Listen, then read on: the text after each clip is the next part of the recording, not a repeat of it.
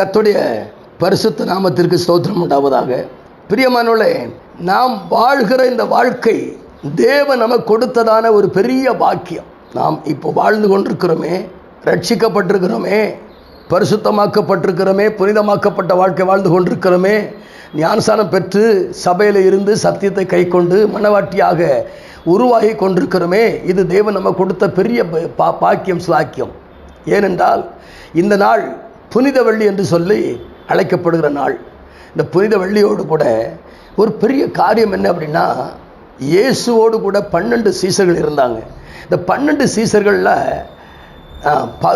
ஒரு சீசன் பெயர் யூதாஸ் காரியத், ஒருவர் பேர் பேதுரு, ஒருவர் பேர் யோவான்.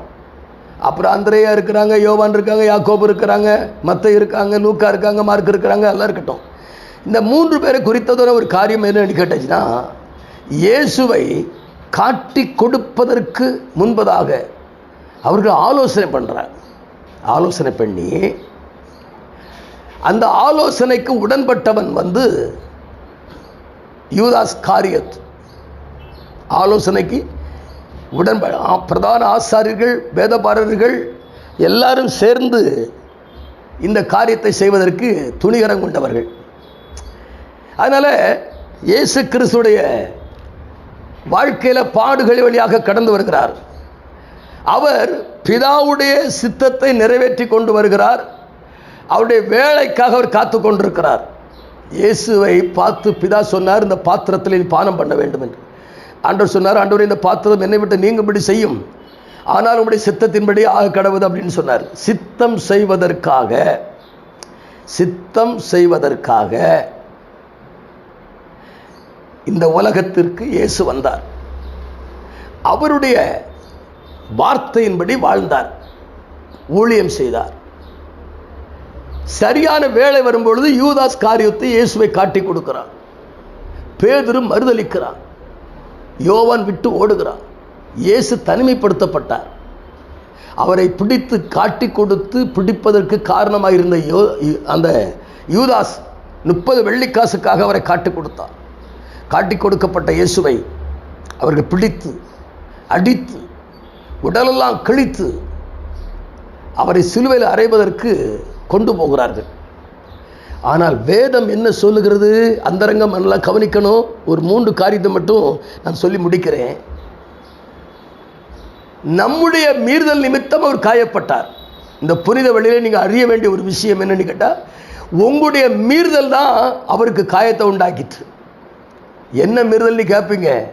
தேவனுடைய வார்த்தையை நீங்கள் மீறினீங்க.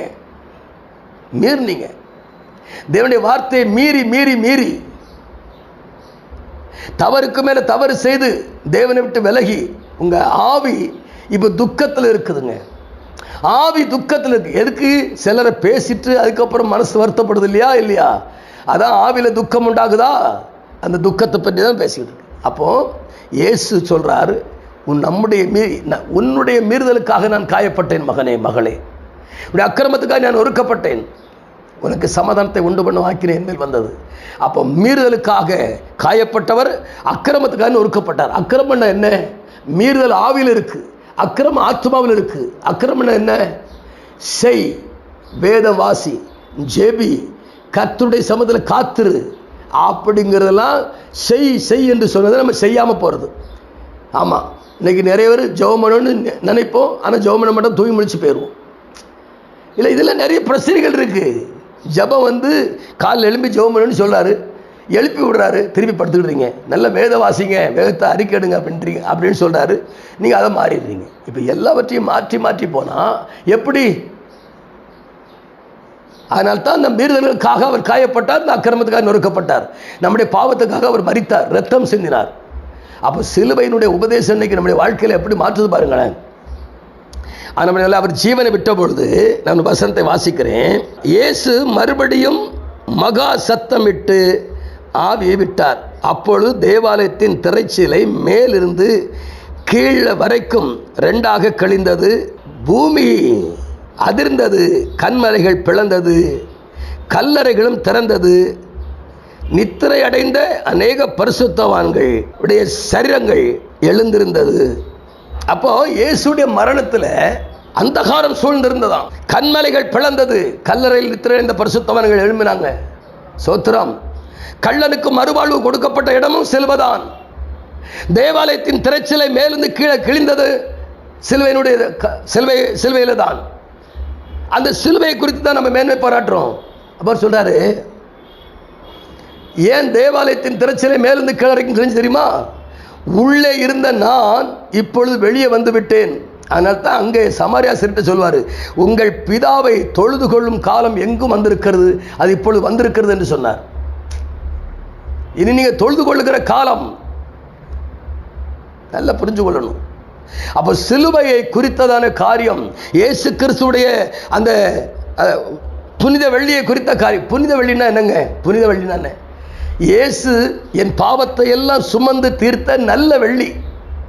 என் பாவம் நீக்கப்பட்டது, சாபம் நீக்கப்பட்டது, மீறல் நீக்கப்பட்டது, அக்கிரமம் நீக்கப்பட்டது, என் அடிமைத்தனம் நீக்கப்பட்டது, நான் விடுதலையாக்கப்பட்டு இன்னைக்கு சுயாதீனமாய் கர்த்தரை ஆராதிக்கிறேன். ஒரே பலியினாலே இவர் எந்தெந்தைக்கும் என்னை பூர்ணப்படுத்தி இருக்கிறார். பரிசுத்தமாகிறவர்களை ஒரே பலியினாலே என்னை பூர்ணப்படுத்தப்பட்ட இந்த புனித வெள்ளியிலே நான் கர்த்தரை மகிமைப்படுத்துகிறேன்.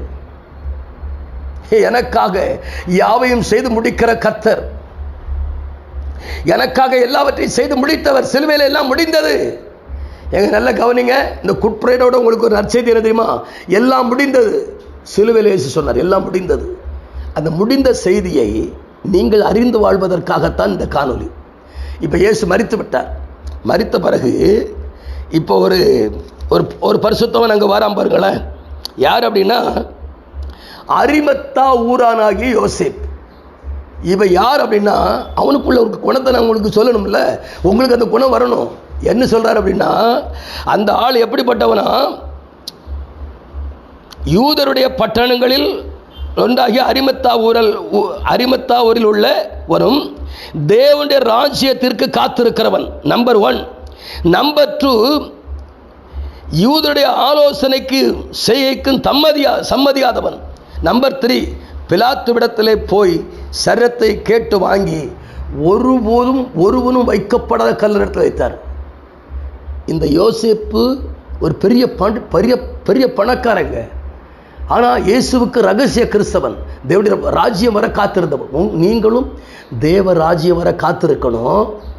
யூதருடைய ஆலோசனை செய்யக்கு நீங்கள் சம்மதிக்க கூடாது. இந்த குட்பிரேடோடு நீங்கள் ஒரு தீர்மானம் எடுங்க, எனக்காக தேவாலயத்தின் திரை சிலை கிழிக்கப்பட்டிருக்கிறது. நம்பர் 1, எனக்காக அவர் பரலோகத்தை திறந்திருக்கிறார். அவருடைய இரத்தத்தினால நான் பரிசுத்தமாக்கப்பட்டிருக்கிறேன். அவருடைய இரத்தத்தினால நான் சமாதானத்தை பெற்றிருக்கிறேன். பூலோகத்தில் உள்ளவைகள் பரலோகத்தில் உள்ளவைகள் ஒப்புரவாக்கப்பட்டிருக்கிறோம். நாம் ஒப்புரவாக்கப்பட்டிருக்கிறேன். நித்திய ஜீவனை சுதந்திரிக்கும்படியாக இயேசு கிறிஸ்துவுடைய ஒரே மரணத்தினாலே எவ்வளவு நன்மைகள். அதனால தான் குட்பிரேடே நல்ல புனித வெள்ளின்னு சொல்லி நாங்கள் கொண்டாடுகிறோம். எங்கள் பாவ சாபங்கள் தொலைந்த தீர்க்கப்பட்ட நாள். சரிங்களா?